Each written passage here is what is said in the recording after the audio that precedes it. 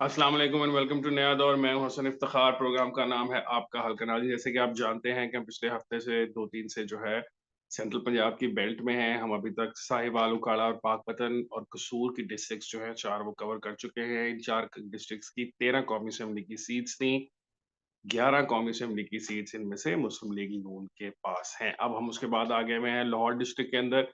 इस वक़्त लाहौर डिस्ट्रिक्ट के अंदर कौमी असेंबली की 14 सीटें हैं। 2018 के इलेक्शन में इन 14 के अंदर 10 कौमी असेंबली की सीटें मुस्लिम लीग नून जीती थी। 4 कौमी असेंबली की सीट्स जो थी वो पाकिस्तान तहरीक-ए-इंसाफ जीती थी। मौजूदा लेकिन इस वक़्त 11-3 का है, क्योंकि एक जो सीट थी इमरान खान साहब की, जब वो बाय इलेक्शन 2018 के हुए, बिल्कुल इलेक्शन के फ़ौरन बाद ही, क्योंकि खान साहब काफ़ी सारी सीटों से जीते थे, तो लाहौर की सीट उन्होंने छोड़ दी। उसमें वैसे वो जीते बहुत थोड़े मार्जिन से, 400-500 का मार्जिन था, वो साद रफ़ीक साहब से जीते थे और ऑब्वियसली साद रफ़ीक साहब उसके खिलाफ इलेक्शन कमीशन में भी गए थे, कुछ गिनती का मसाइल थे, तो वो खान साहब ने सीट छोड़ दी, बाय इलेक्शन हुआ, तो वहाँ से साद रफ़ीक साहब दोबारा जीत गए। तो अब लाहौर की इस वक़्त सिचुएशन इस तरह है। आज हम देखेंगे कि लाहौर जो है, उसमें जो विनिंग मार्जिन्स हैं इन तो 14 सीट्स के ऊपर, वो मुस्लिम लीग नून के कितने थे और इमरान खान साहब की जो सियासी जमात है, वो लाहौर के अंदर किस तरीके से कमबैक कर सकती है। चूँकि हम जिस तरह पहले से डिस्कस कर रहे हैं कि सेंट्रल पंजाब मुस्लिम लीग नून का एक गढ़ है, और जब तक इमरान खान साहब इस सेंट्रल पंजाब के अंदर जो मुस्लिम लीग नून को डेंट नहीं करते, जहाँ 2018 में सब चीज़ों के बावजूद मुस्लिम लीग नून जीत गई, तब तक वो 2 तिहाई अक्सरियत हासिल नहीं कर सकते। खान साहब का जो ख्वाब है 2 तिहाई अक्सरियत का, एक ऐसी हुकूमत का जिसमें वो अपनी मर्ज़ी से कानून साज़ी कर सकें। जो तमाम चीज़ें उनकी सियासी जमात चाहती है, जो रुकावटें उनके ख़्याल में उनकी राह में आ जाती हैं, एक सिंपल मेजॉरिटी जो हासिल वो नहीं कर पाए थे 2018 में, अब उसको वो ऑब्वियसली इंक्रीज़ करना चाहते हैं। टू थर्ड मेजॉरिटी जो है वो हासिल करना कितना आसान है, ये तो ख़ैर वक़्त बताएगा, लेकिन आज हम डिस्कस करेंगे लाहौर के हलके। पहला हलका है लाहौर का एनए 123। वहाँ से मुस्लिम लीग नून के मलिक मोहम्मद रियाज़ साहब जो हैं वो जीत गए थे। ये वो मलिक रियाज़ साहब नहीं हैं बहरिया टाउन वाले, ये मुस्लिम लीग नून के मलिक रियाज़ हैं। चादरा की सीट है। वो 25,000 की लीड थी उनकी 2018 के इलेक्शन में। अब देखने वाली बात ये है कि इसमें इंटरेस्टिंग जो फिनोमेना है, 2018 से 2022 खैर खत्म हो गया, 2023 के जब इलेक्शन होंगे उसके अंदर, वो है नए वोटर्स का। ऑन एवरेज हर हलके के अंदर तकरीबन 70 से 80,000 का नया वोट की एडिशन है। ये नौजवान लोग हैं जो जिनके पहली दफ़ा वोट बन रहे हैं और वो वोट डालेंगे, और हम ये प्रिज़्यूम करते आ रहे हैं कि जो नया वोटर आएगा, जहाँ से भी आएगा, वो इमरान खान साहब का ही वोटर होगा। तो इसमें इंटरेस्टिंग चीज़ ये भी देखने वाली होगी कि विनिंग मार्जिन्स 2018 के मुस्लिम लीग नून की सीट्स के जो थे, क्या वो उस फिगर के अंदर-अंदर हैं, जो इमरान खान साहब एक्सपेक्टेड है कि वो नए वोट जो हैं, उनका वोट हासिल कर सकते हैं। तो अगर हम देखें कि हर हलके के अंदर 70 से 80,000 की एवरेज वोट बन रहा है और तकरीबन 50% का टर्नआउट होता है। खैर शहरों के अंदर तो 50% टर्नआउट नहीं होता, 40 और 40-50 के दरमियान चलता है। देही हलके जहाँ पे होते हैं, रूरल एरियाज़, वहाँ से 50 टू 55% टर्नआउट भी हमें देखने में मिलता है। तो अगर हम 50% का टर्नआउट देखें और 80,000 का नया वोट हो, तो 40,000 एक ऐसा वोट है जो इमरान खान साहब एडिशनल हासिल कर सकते हैं।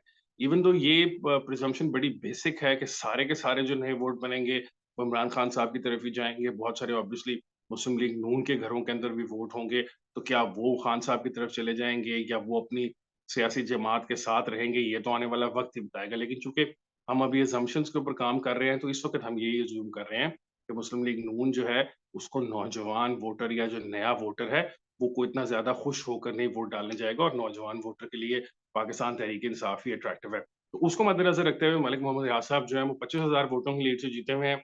ये तकरीबन उस अ, म फ 40,000 का जो नया एडिशनल मार्जिन खान साहब को मिल सकता है, उसके अंदर-अंदर है, तो हो सकता है कि सीट के ऊपर कुछ चेंज आ जाए। अगली सीट है एनए 124 की। वहाँ से जीते तो हमज़ा शहबाज साहब थे और काफ़ी ज़्यादा लीड से जीते थे। तकरीबन उनकी जो ओरिजिनल लीड थी 2018 के इलेक्शन में, वो 80,000 के करीब की थी। लेकिन फिर ये उन्होंने सूबाई असेंबली की अपनी सीट रख ली, कौमी और सूबाई से जीते थे तो खाली हो गई। उसपे शायद खाकान अब्बासी साहब फिर दोबारा 2018 के अंदर ही बाय इलेक्शन हो गया था। उसमें उन्होंने इलेक्शन कंटेस्ट किया था। अंदरून शहर की सीट है, 47,000 की इस वक़्त शायद खाकान अब्बासी साहब की लीड है, पाकिस्तान तहरीक-ए-इंसाफ के कैंडिडेट के ऊपर। तो मेरा ख़्याल है कि ये जो है वो 40,000 के सेफ मार्जिन की सीट लगती है, तो शायद ये रिटेन हो जाएगी। इससे अगली सीट है, इंटरेस्टिंग सीट है एनए 125। इमरान खान साहब के जब सियासत पाकिस्तान में और पंजाब में और स्पेशली लाहौर में आगाज़ हुआ, तो इस सीट के ऊपर बहुत ज़्यादा कॉम्पिटिशन चल रहा है। यास्मीन राशिद साहिबा यहाँ से कंटेस्ट करती हैं, 2013 में भी उन्होंने कंटेस्ट किया। भी मोहम्मद नवाज शरीफ साहब के खिलाफ किया था। उसके बाद बाय इलेक्शंस में वो कंटेस्ट करती रहीं और ऑब्वियसली 2018 के अंदर भी उन्होंने वहीद आलम साहब के खिलाफ कंटेस्ट यहाँ से किया था। क्लोज़ हो गया, लीड का मार्जिन 17,000 की वहीद आलम साहब की लीड है। इस सीट के ऊपर अगर वो 40,000 वाला जो हमारा असम्पशन है वो काम करे, तो ये वाली सीट जो है पाकिस्तान तहरीक-ए-इंसाफ के पास जा सकती है। इससे अगली सीट खैर तो है ही पाकिस्तान तहरीक-ए-इंसाफ के पास, हमाद अज़हर साहब हैं, इन्हें 126 से तकरीबन 3,000 की लीड से वो 2018 में जीते थे। उम्मीद तो यही की जाएगी कि अगर वो मुस्लिम लीग नून का वोट नहीं इंक्रीज़ हो रहा और पाकिस्तान तहरीक-ए-इंसाफ का 40,000 या 50,000 का हर हल्के का जो इंक्रीज़ है, वो अज़्यूम कर रहे हैं हम, तो हो सकता है कि हमाद अज़हर साहब जो है, वो ये सीट ज़्यादा मार्जिन से जीत जाएँ। वैसे 2018 के अंदर जो लाहौर की सीट्स पीटीआई जीती थी 4, उनमें इमरान खान साहब का मार्जिन सबसे कम था और उसके बाद हमाद अज़हर साहब थे जिनका मार्जिन कम था, 3,000 की लीड से वो जीते थे। इससे अगली जो सीट है वो है एनए 127 अली परवेज़ मलिक साहब जो हैं, वो वहाँ से एमएनए हैं। उनकी लीड है तकरीबन 47,000 की, जो कि एक अच्छी लीड है और मेरा ख़्याल है कि अगर आने वाले इलेक्शन के अंदर 40,000 45,000 की पाकिस्तान तहरीक-ए-इंसाफ को नया वोट का जंप भी मिल जाता है, तो अली परवेज़ मलिक साहब जो है वो अपनी ये वाली सीट बचा लेंगे। अगला है उससे एनए 128 रुहेल असगर साहब। मज़े की बात ये है कि रुहेल असगर साहब की जो ये सीट है 56,000 की वो लीड से जीते हुए हैं। ये पाकिस्तान मुस्लिम लीग नून की लाहौर में सबसे बड़ी इस वक़्त जो करंट लीड है वो मौजूद है। ऑब्वियसली हमज़ा शहबाज साहब की सीट की लीड जो थी पीटीआई के ऊपर वो ज़्यादा थी ओरिजिनल इलेक्शन के अंदर।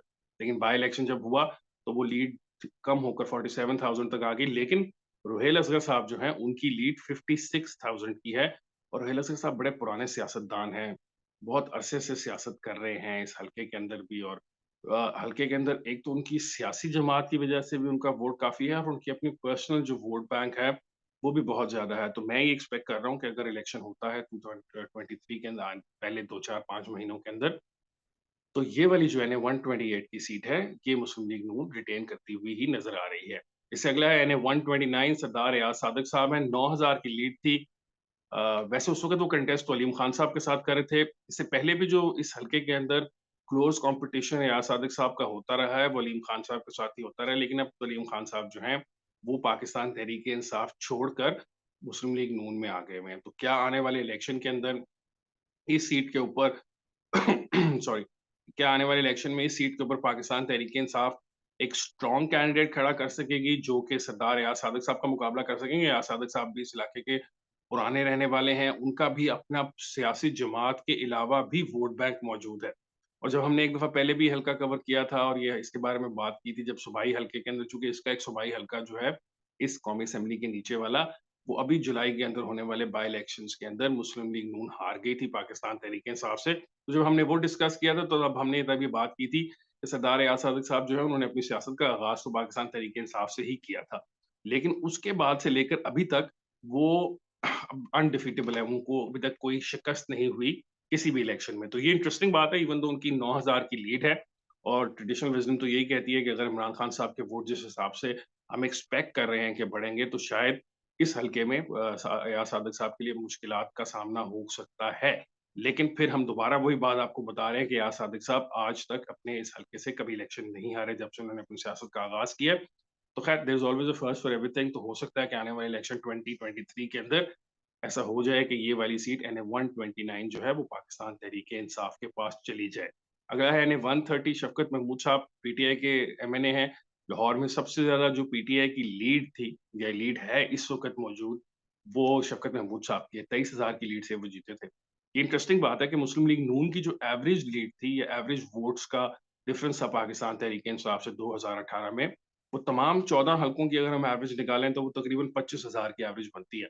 जबकि अगर हम मुस्लिम लीग नून के मुकाबले में तहरीक-ए-इंसाफ को देखें, तो उनके जो वोट हैं वो एक सीट वो खान साहब की जीते थे चंद 100 वोटों से, फिर वो जीते थे हमाद अज़हर साहब की सीट 3,000 वोट से, फिर ये शफ़कत महमूद साहब की सीट जो है इसके ऊपर अच्छा 23,000 का था और ऑब्वियसली ये मॉडल टाउन और इससे मुल्हिका इलाकों की जो गुलबर्ग एरियाज़ है का एरिया है उसकी सीट है, तो यहाँ पर तो जो ट्रेडिशनल एक्सपेक्ट किया जाता है कि जो पाकिस्तान तहरीक-ए-इंसाफ का वोट बैंक है, वो सारा इन इन ब्लॉक में मौजूद है।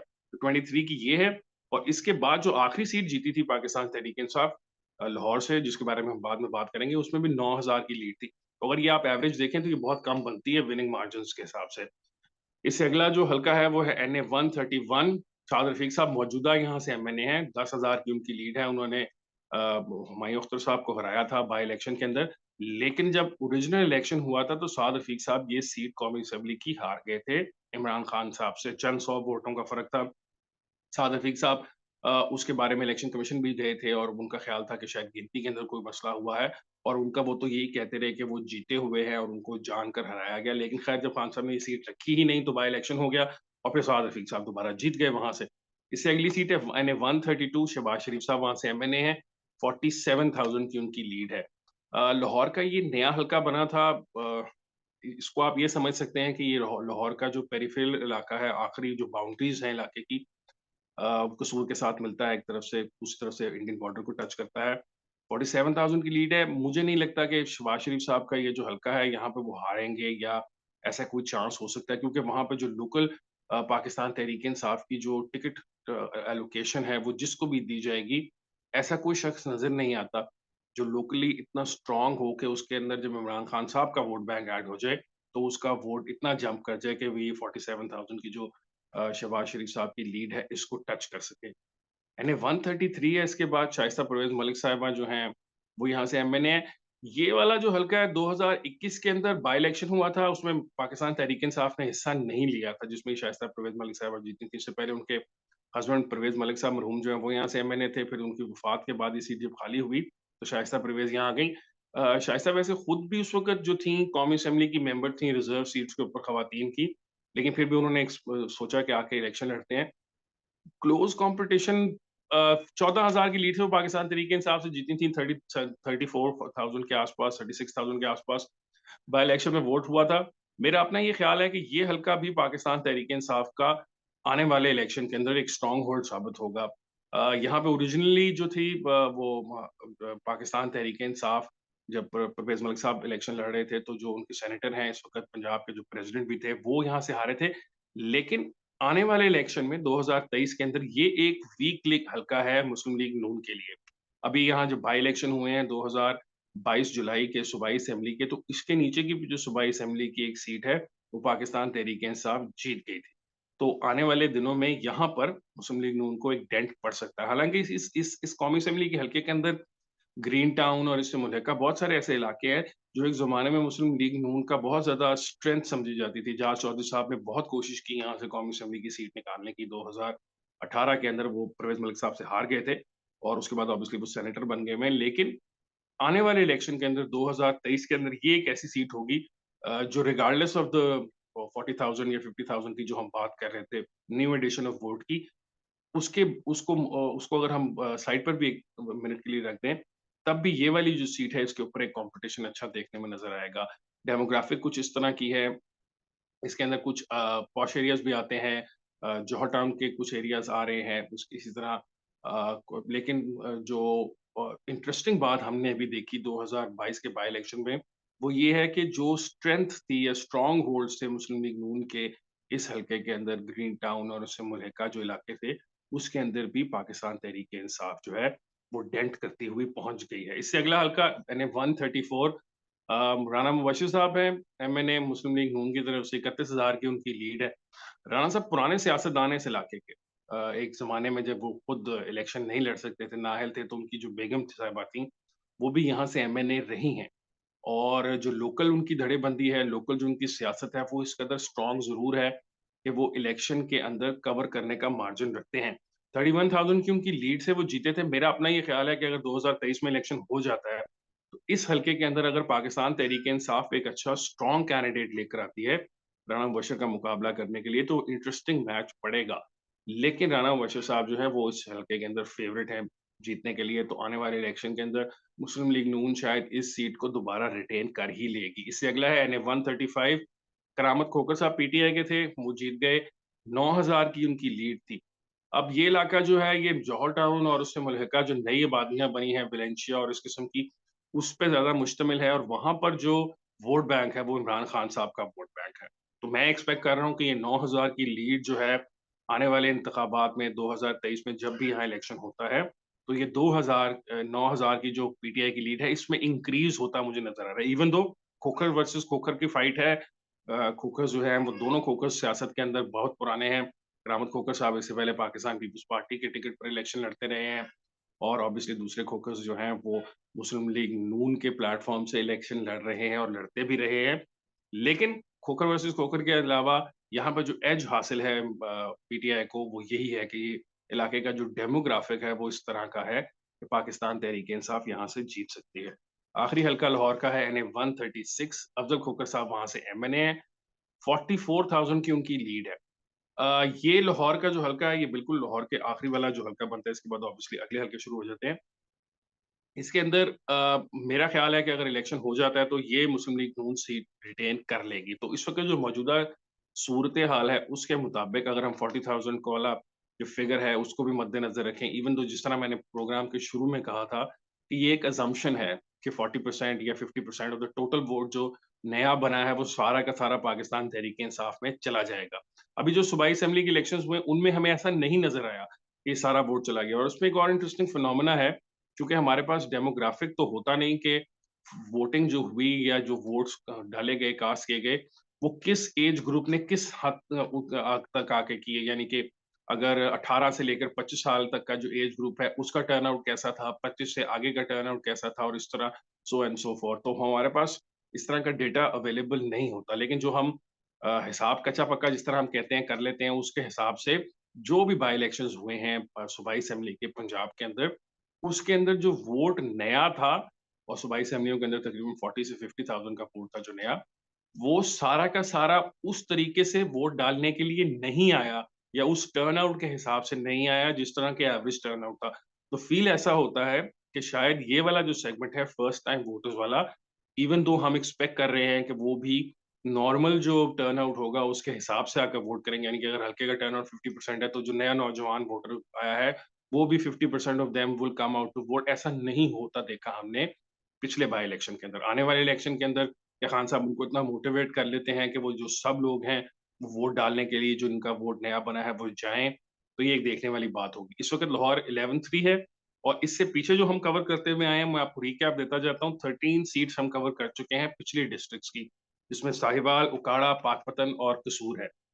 उस 13 में से 11 मुस्लिम लीग नून की हैं और ये वाला जो है हल्का अब लाहौर की डिस्ट्रिक्ट इसके अंदर से भी 11 मुस्लिम लीग नून की हैं। तो तकरीबन ये 22 सीट्स हैं 27 में से जो मुस्लिम लीग नून के पास हैं। जैसा मैंने आपको बताया था कि इमरान खान साहब अगर 2 तिहाई अक्सरियत हासिल करना चाहते हैं, तो ये वाला जो एरिया है सेंट्रल पंजाब का, जो गढ़ है पंजाब में मुस्लिम लीग नून का, उसको डेंट करना है। अब हम कल आने वाले प्रोग्राम में लाहौर से बाहर निकलेंगे, शेखुपुरा और उससे आगे जाते जाएँगे, तो वहाँ भी आपको ऐसा ही ट्रेंड नज़र आएगा।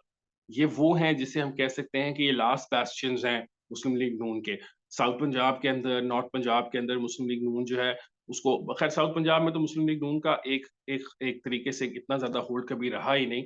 लेकिन नॉर्थ पंजाब से वो तो तकरीबन वाइप आउट हो चुकी है। तो अगर वो सेंट्रल पंजाब भी अपना रिटेन नहीं कर पाएँगे, तो इमरान खान साहब के रास्ते में कोई चीज़ रुकावट नहीं होगी 2 तिहाई अक्सरियत हासिल करने के लिए। अ, आज के प्रोग्राम के लिए इतना ही है। इंशाल्लाह आपसे मुलाकात होगी कल एक और प्रोग्राम के साथ। मुझे हसन इफ्तिखार को इजाज़त दीजिए। अल्लाह हाफ़िज़।